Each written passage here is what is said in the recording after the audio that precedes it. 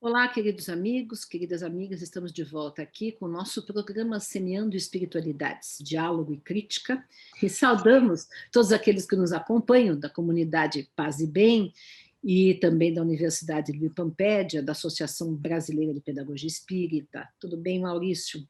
Tudo bem. Hoje nós temos Nesse mundo, convidados assim. especiais, nós mesmos. Isso, isso, nós nos Toda vez autoconvidamos. E toda vez a gente fala, né, os convidados especiais maravilhosos, que são ótimos mesmo, que a gente traz, modéstia à parte, só gente top, né, que a gente traz aqui nesse programa. Porém, hoje não somos nós mesmos, né? Porque eu gostaria de compartilhar com vocês aí um projeto interessante, e aí, a partir desse projeto, a gente discutia algumas coisas, né?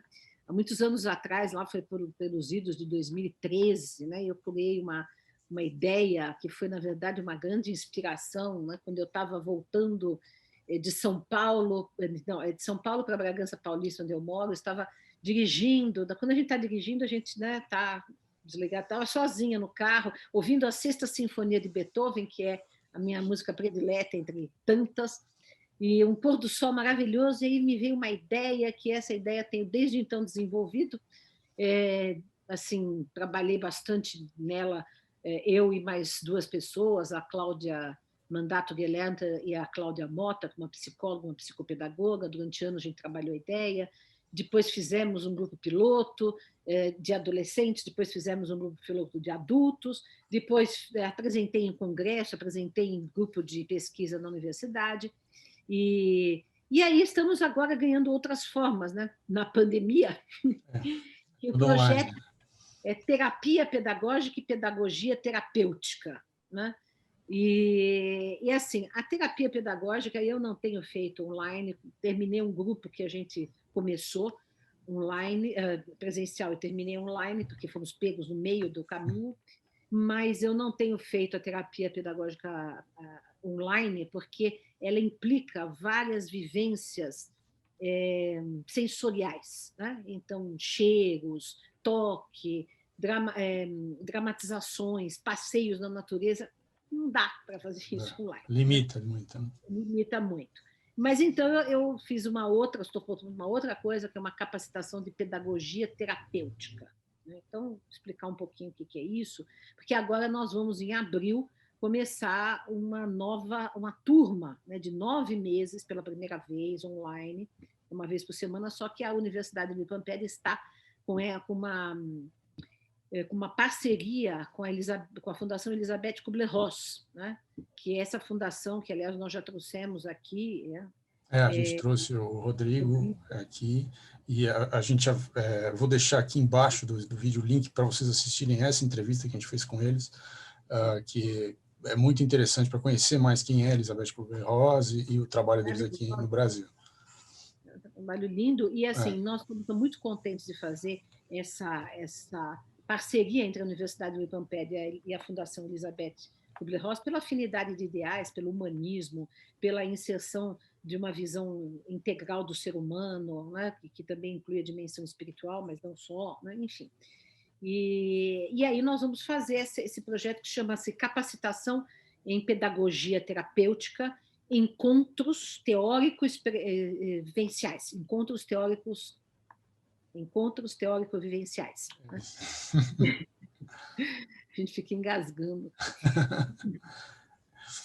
E eu queria contar um pouco como é que funciona isso, qual é a ideia aqui por trás disso. Né? Eu trabalhei muitos e muitos anos, e ainda trabalho, né, com formação de educadores, né, fui já diretora de faculdade de pedagogia, faço cursos de capacitação para professores, temos a nossa pós-graduação em pedagogia espírita, que os alunos não são apenas educadores, tem gente de todas as áreas, mas também tem bastante educadores, né? E eu comecei a ver o seguinte, que por melhores as ideias que a gente possa semear de educação, a gente quer transformar a educação em algo significativo, ativo, profundo, transformador, emancipador, enfim. Mas por melhores que sejam as ideias, e as pessoas gostem das ideias e façam adesão às propostas, há muitos entraves emocionais, né, para que as pessoas possam aplicar uma educação realmente transformadora. Né? As pessoas se sentem, sem perceberem, né, elas reproduzem aquilo que elas vivenciaram, né? Elas colocam na educação problemas, traumas, questões que elas trouxeram, né, da própria educação. E também a educação em si, ela não trata, né, na escola, e nem em casa, em nenhum lugar, não trata das questões mais essenciais da vida humana, né? Ou seja, trabalha-se português, matemática, mas não se trabalha a questão da finitude, do sentido existencial, né? Trabalha-se história e geografia, mas não se trabalha a questão de como a gente se relaciona com a natureza, como a gente se relaciona com a sociedade, com o outro, com os nossos afetos. Nada disso é trabalhado na educação. Então, a gente pensou uma ideia, né, de trabalhar isso com educadores e com adolescentes, e, ao mesmo tempo, capacitar os educadores para trabalhar com adolescentes temas fundamentais humanos, né, e que também lidem com as emoções profundas que nós temos, porque não são temas apenas que podem ser abordados do ponto de vista teórico-cognitivo, mas têm que ser abordados de maneira vivencial, artística, estética, espiritual, ou seja, de diversas maneiras, para que a pessoa se impacte com a vivência e possa, de fato, se transformar. Mas eu acho que é interessante a gente falar uma coisa, para fazer um contraponto, porque, assim, quem está na educação, quem está na sala de aula, hoje tem algumas formações, quer dizer, tem formações de professores que trabalham a questão que é chamado de formação de habilidades socioemocionais. Isso é uma coisa que entrou na Base Nacional Curricular e isso foi definido, então, quais seriam essas habilidades, né? Então, são um número lá, um grupo de habilidades que tem que ser desenvolvido, que são habilidades socioemocionais, e a formação dos professores nas escolas forma para que eles incluam esses temas, digamos assim, nas aulas, independente de qualquer matéria, de qualquer disciplina. Mas, como eu acompanho de perto essa coisa da formação dos professores, eu tenho contato com professores que estão na rede pública e tal, é interessante a gente perceber como isso muito mais um discurso e muito mais uma coisa no papel do que efetivamente na prática, né? Então, por exemplo, eu tenho alguns exemplos porque eu tenho essa proximidade aí. Então, assim, quais são esses temas, né? Quer dizer, tem 4 pilares da Unesco, que a educação é conhecer, fazer, conviver e ser. Então, baseado nesses pilares, criou-se essa coisa de incluir valores humanos dentro da educação, então foram chamados de habilidades socioemocionais, e essas habilidades autoconhecimento, autorregulação, consciência social, habilidade de relacionamento, tomada de decisão responsável, coisas desse tipo, assim, né? E aí, como é que você faz isso, então, em sala de aula? E aí as formações, elas têm 2 tipos, basicamente. Tem um tipo de formação que é bem mecânica, né? Então, assim, você precisa encaixar na aula de trigonometria habilidade de relacionamento, por exemplo. Então, o professor vai lá e faz um trabalho em grupo, que as crianças vão trabalhar o conteúdo da aula, mas vão fazer de forma a que elas façam aquilo trabalhando as questões de relacionamento no grupo. E assim, quando você prepara a aula, é quase como uma coisa que você vai ticando, assim, se você escreve lá na preparação da aula, eu vou fazer em grupo para trabalhar a habilidade socioemocional de relacionamento, aquilo está ticado e está considerado pela escola que você está trabalhando as habilidades socioemocionais. Então, Se fosse veja. assim simples, né? É muito engraçado, né? Fiquinha de bolo. Tratar isso de forma tão mecânica e tão simplista, né? Mas existe assim, nas formações que eu acompanho, que eu vejo, que eu observo, tem uma linha que é essa, assim, de trabalhar isso assim, não, então, tica aqui, põe ali, quando você montar a aula, encaixa aqui, ali, é tudo uma coisa, parece um Lego, assim, o cara vai montando e, tá feito, beleza, cumpriu o que a escola está pedindo, o que o governo está pedindo, né, que o MEC está pedindo, beleza. Isso é um tipo de formação.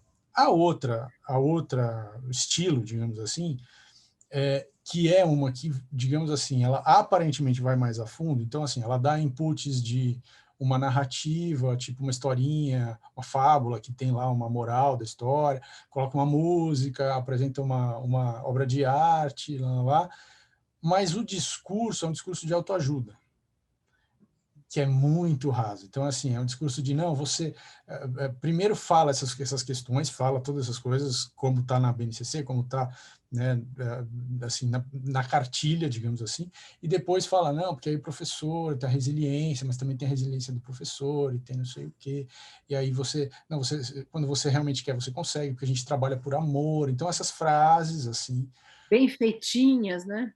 porque é um pouco meio pensamento mágico, porque não, a pessoa, né, fica toda emocionada com a música, com a frase e tal, mas na prática como que ela faz aquilo, né? Então também tem essa segunda linha, que é muito, e essas duas são as linhas mais comuns, assim, de formação. Então as formações para os professores para trabalhar essas questões, que já é um ganho, só a gente está falando de que essas questões têm que entrar na escola, isso daí já é sem dúvida um ganho. Mas dá para trabalhar dessa forma e nada é quase a mesma coisa, né? E outra coisa que é um problema, mas aí é um problema do sistema da escola no Brasil, e não só no Brasil, é que existe, obviamente, uma incoerência entre esse discurso, essa tentativa, mesmo usando essas metodologias estranhas para tentar colocar isso na sala de aula e na prática do professor, e a relação que a escola tem com o professor. Que Então, é desumana ao extremo. totalmente de cima para baixo e obedeça, e aí se o cara não quer obedecer, ele tem que fazer de forma meio clandestina, quando ele fecha a porta da sala e faz de forma clandestina. Então, não é uma relação humanizada entre a escola e o professor, mas a escola quer fazer uma formação para que o professor tenha uma relação humanizada com o aluno. E é claro que isso não vai funcionar, porque se ele fala isso para o professor e aí ele age com o professor de forma desumana, é um choque, né? É uma dissonância cognitiva. Assim. Exato. E é isso que é exatamente essa questão que eu estou tratando, né? Quer dizer, se o professor, se o pai, se o educador, se a pessoa que está lidando com a criança, ela própria não for acolhida, ela não própria se sentir amada, valorizada, respeitada, né, pelos seus pares ou por quem quer que seja, né, ela não vai ter condições de transmitir isso para os alunos ou para os educandos. Por isso que essa proposta que eu tenho aí é um acolhimento para os educadores, em primeiro lugar, um acolhimento, né? Uma vivência, para que primeiro eles, educadores, professores, pais, tios, avós, todo mundo que vai lidar com as crianças, ou com os alunos, ou com adolescentes, ou com quem quer que seja, né? Possam se olhar, se conhecer, saber das suas próprias emoções, se sentirem acolhidos, se sentirem bem, né? Para que aí sim possam, por uma extensão desse bem-estar, acolher os educandos e trabalhar com os educandos. Então, isso exatamente parte da questão. Por isso, nós temos aí um dado de estatístico que a educação, né, é um lugar de maior número de burnouts, né, que é uma síndrome de depressão, de exaustão por trabalho, no trabalho profissional, né? Exatamente porque os professores não são valorizados em nada, né? Nem socialmente, nem pela escola, nem pelos pais, nem por ninguém, né?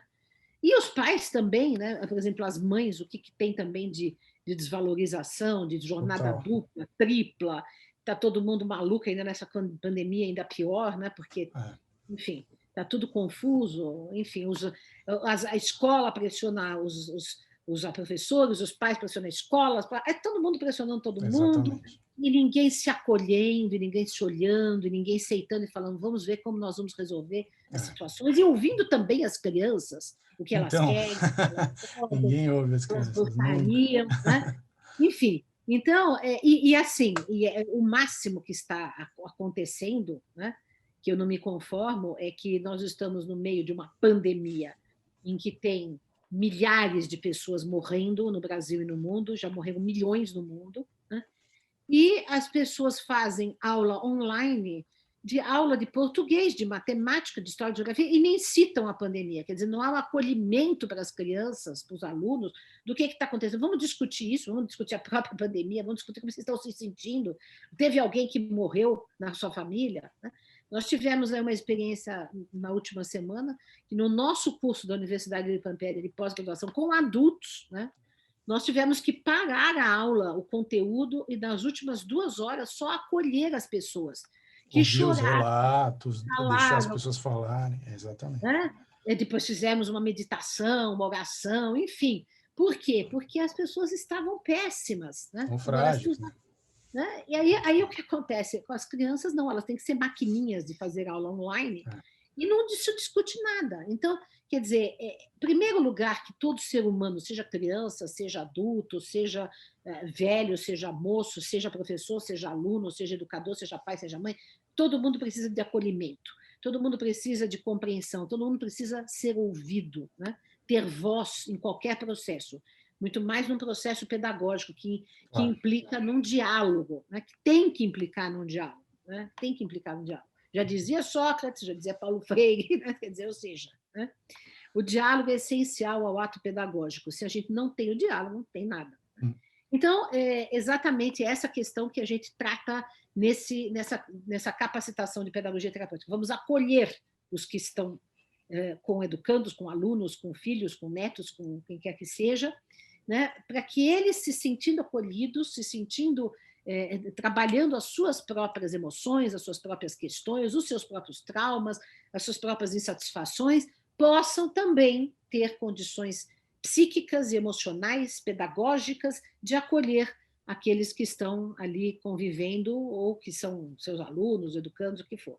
Agora, você citou a questão da autoajuda, né? O que diferencia, por exemplo, a nossa proposta, que vai tratar de questões sobre a vida, sobre a morte, sobre eu e a sociedade, afetos, resiliência também, dores e resiliência, vai tratar sobre a criança que eu fui, né? Enfim, várias questões aí.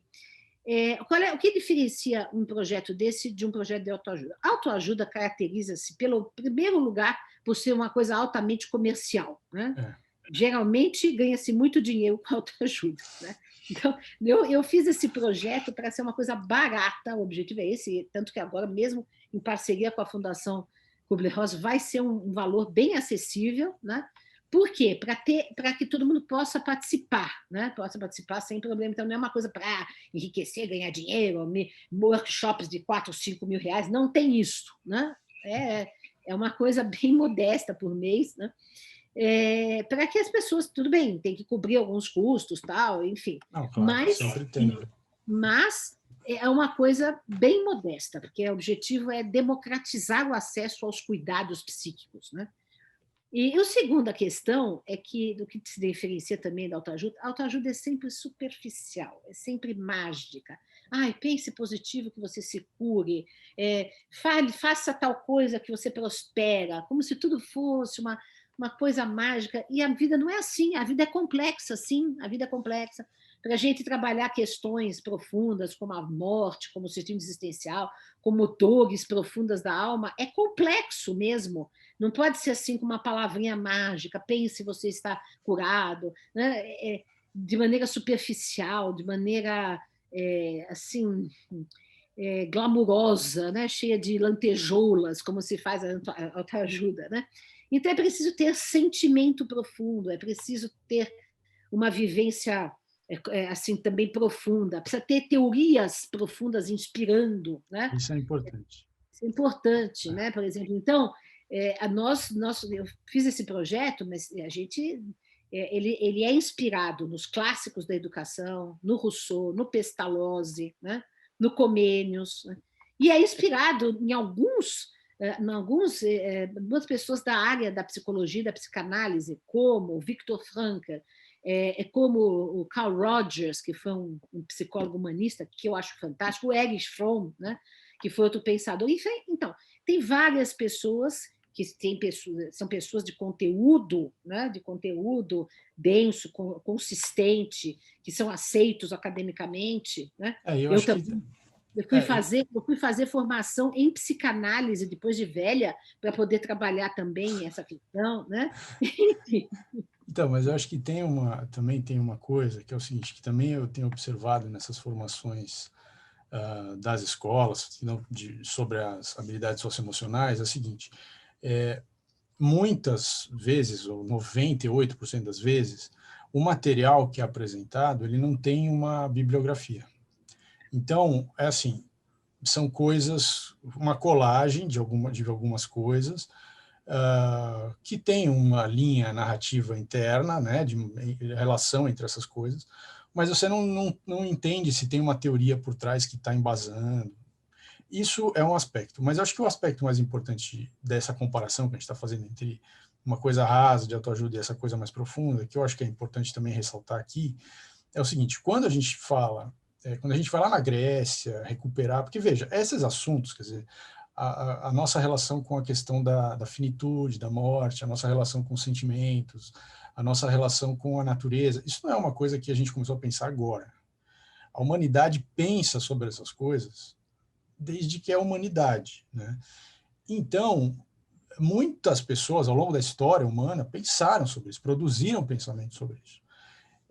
Quando nós revisitamos esses pensamentos que foram produzidos para entender o que as pessoas pensaram e debater essas conclusões que elas chegaram, a partir também da nossa vivência, contribuindo para esse debate, nós estamos, quando a gente promove isso para as pessoas, a gente está colocando as pessoas dentro de uma história, quer dizer, elas fazem parte da história humana, elas estão construindo junto com todas essas pessoas aí do passado, essa grande história da humanidade, do pensamento humano, das questões. Então, é um sentido de pertencimento que já é terapêutico por si só.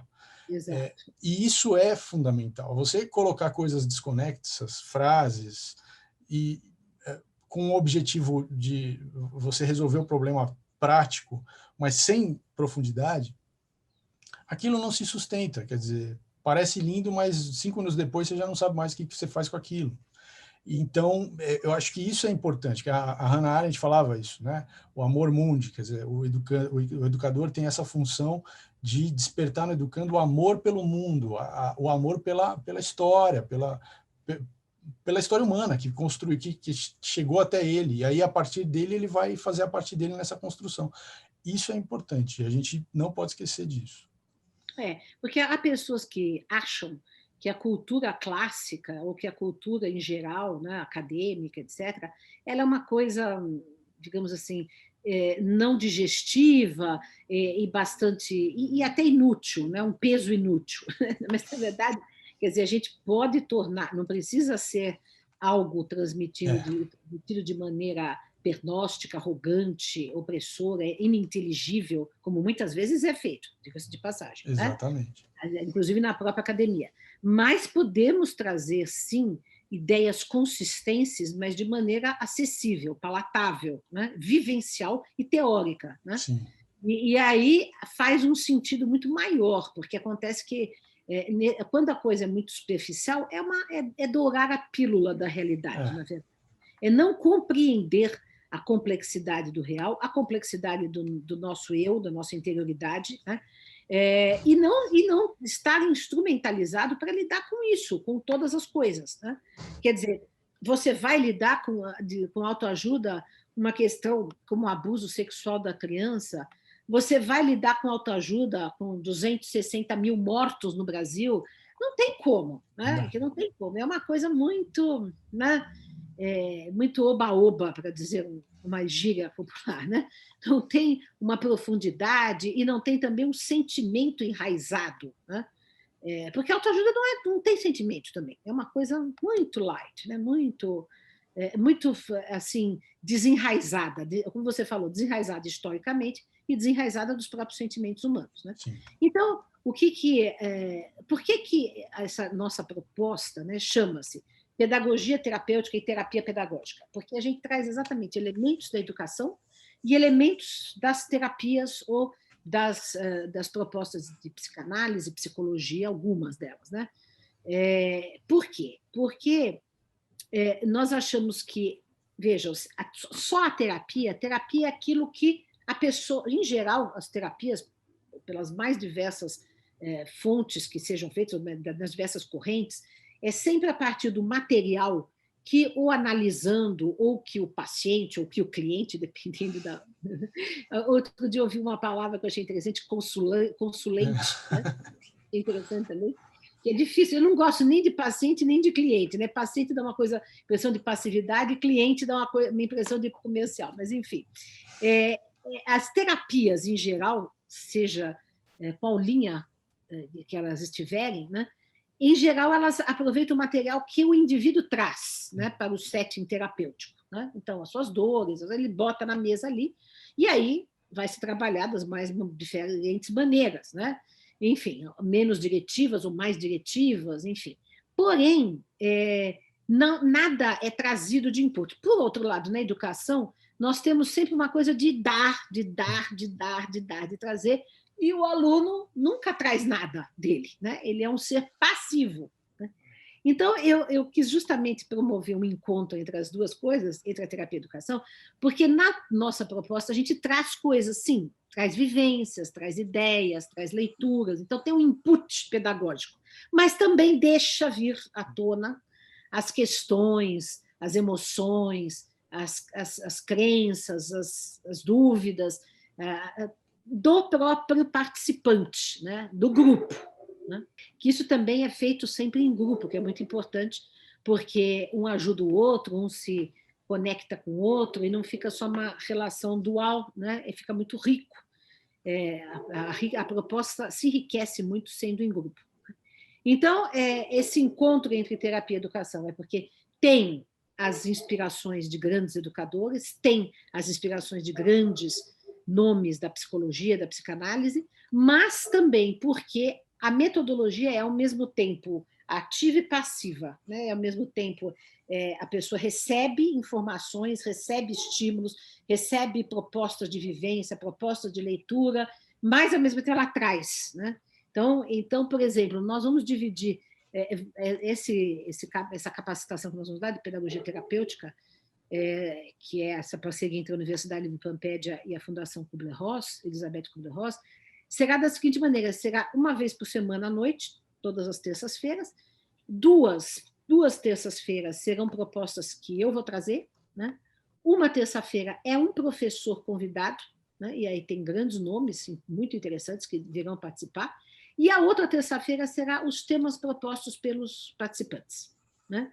Então, bem equilibrado, trazendo aquilo que a gente vai vivenciando, trocando vivências, trocando ideias, trocando proposições, trocando dúvidas, vai se apoiando mutuamente e vai construindo um esteio interno emocional para enfrentar a barra que nós estamos enfrentando, que o mundo já é normalmente muito complexo, agora, então, está bem mais complexo, né? Sem dúvida. E você vê que como essas coisas, voltando um pouco ao caso da escola, né? Como essas coisas todas que você disse agora, no final, falando do projeto, da sua concepção de fora para dentro, de dentro para fora ao mesmo tempo, né? Como a escola não consegue fazer isso, né? É óbvio que a experiência ali de cada um daqueles alunos que está na escola pode ajudar muito outros alunos, né? Eles podem se perceber como iguais, muitas vezes, quando eles se veem como diferentes. Então, ali tem muita coisa que poderia ser trabalhada dessa forma, mas que, porque é trabalhado de forma ou mecânica ou rasa, é muito difícil de chegar. Também hierarquizada, né? Muito hierarquizada. Acontece que a hierarquização das relações mata qualquer possibilidade de relação dialógica e humana, né? Então, a relação de hierarquia do diretor com o professor, do professor com o aluno, do pai com o filho, todas essas hierarquias, né? A verticalização das relações, ela provoca um distanciamento, uma solidão da pessoa. Ela não vê ninguém ao lado, né? Ela só está olhando para cima ou para baixo, né? Então, é exatamente isso que nós precisamos romper. E aí, aquele que está propondo uma ideia como essa que eu estou trabalhando, que outras pessoas também trabalham, ideias semelhantes, enfim, significa despojar-se também, né, dessa arrogância, dessa postura de quem está ensinando do alto da sua cátedra e que sabe tudo, e também mostrar-se como um ser humano vulnerável, Colocar suas igual. próprias fragilidades, né? E aí a gente vai trabalhando, né, mutuamente. Enfim, é por esse caminho, né, que nós vamos. Agora, o que acontece é que as pessoas têm relações de trabalho em todos os campos, né, que são muito desumanas, né? Porque é o Totalmente. capitalismo que insere essa visão. Né? Essa visão capitalista, ela é transplantada mesmo por uma escola pública, por exemplo, que não tem nada a ver com o que é do Estado, né? Muito mais também escolas particulares, né? Mas seja onde for, as relações de trabalho, de obediência, de hierarquia, de falta de espontaneidade, de igualitarismo, elas estragam, né? E colocam as pessoas sempre em posição de pisar em ovos, de não se manifestar, de não se colocar, de não se pôr, né? De não falar o que pensa, né? E isso vai criando também problemas emocionais graves, né? Com Depressões. certeza. Né? Então, quer dizer, está tudo Porque, errado. porque a pessoa faz pelo dinheiro, né? No fim das contas, em algum momento, ela vai achar que está fazendo aquilo só pelo dinheiro, porque ela já está frustrada, ela não se vê realizada naquele trabalho, e isso é muito adoecedor, né? E aí, se ela aparece uma situação em que ela vê uma injustiça ali, ela quer falar, ela se segura para não perder o dinheiro. Então, Para não perder o para emprego, não perder o para emprego. não Então, ser discriminado no trabalho, é etc. Então, porque terrível, são os terrível. meios coercitivos, né, Ah, que nós temos na sociedade para manter o indivíduo ali submisso, de cabeça baixa e obediente, né, a tudo que o sistema quer. Então, mas é isso que causa o adoecimento psíquico também, né? ah, E assim também o patriarcado em casa, na família, ou as violências familiares, enfim, tudo isso, né? As relações hierárquicas com as crianças também, que não são ouvidas, que não são olhadas, né? sim. Que são muitas vezes massacradas em seus sentimentos. Então, quer dizer, toda a estrutura, um vai sendo oprimido pelo outro e oprimindo o próximo mais próximo. Vai projetando isso e vai jogando Vai para frente. remultiplicando a opressão. Né? Ah, E aí está todo mundo, no final, oprimido, doente, infeliz, né? E ninguém rompe com isso, né? Porque precisa de coragem, a pessoa precisa se sentir emocionalmente forte, né? Para ter uma ruptura e falar, olha, aqui não, né? Eu faço o que eu acho, enfim, tem a sua e também precisa de autoconhecimento, né? Conhecimento dos próprios talentos, das próprias capacidades, né? Das próprias vulnerabilidades, né? Porque a pessoa que não se conhece, insegura de si, também não consegue vencer esses entraves para ter uma visão e uma participação mais igualitária nos grupos, né? Então, e quando a pessoa não, quando ela rompe, porque também é muito humano, você numa situação de opressão constante, você em algum momento romper. Esse rompimento se dá de forma violenta e não refletida, né? exato. E isso acaba sobrando para quem está em volta, para a própria família da pessoa, para as relações que ela construiu, poderia, né, para os alunos, quer dizer. E os alunos também, aliás, até com mais, digamos, até justificativa, porque são jovens, né, não tem uma bagagem emocional, explodem, né? Ou se fecham Ou, e se mutilam, ou explodem, e aí descambam para a violência. Então, quer dizer, a gente precisa achar outras formas, e para todos, não só para os alunos ou para os professores, exato. para o sistema Então, todo. tem que passar por uma crítica da própria educação, por uma terapia de todos envolvidos no processo. São algumas Colocar o coisas. MEC no divã, né? Colocar o Bom, governo isso aí, brasileiro no divã. nem no divã, precisa ir de psiquiatra. Mas, enfim, nem Freud daria conta.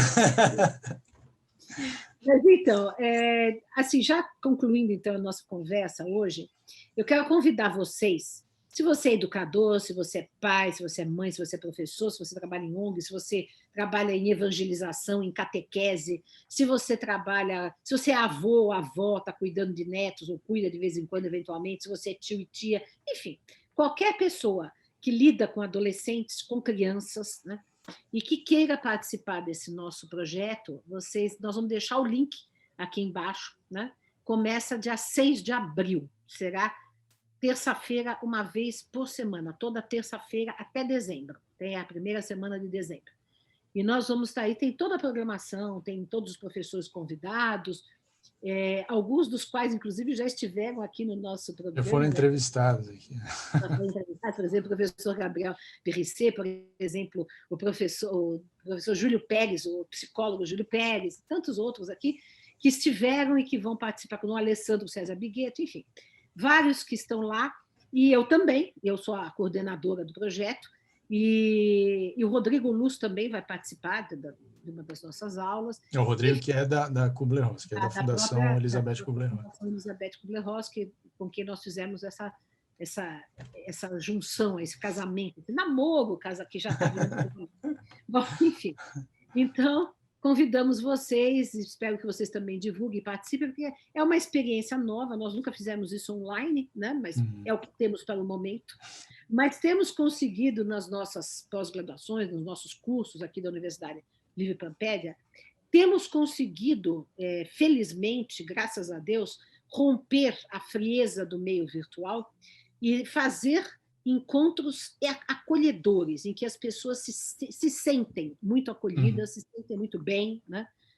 Agradecem, se sentem muito revigoradas, né? Porque a gente pode, mesmo através do mundo digital, romper os limites da tela e passar a nossa vibração, o nosso acolhimento, o nosso amor, etc. Então, isso é o que nós estamos fazendo já em vários cursos, em várias propostas, e agora de uma maneira mais estendida e numa parceria muito boa. Tá? É isso aí. Então, ficamos por aqui. Na próxima quinta a gente volta. Um grande abraço a todos. Tchau, pessoal.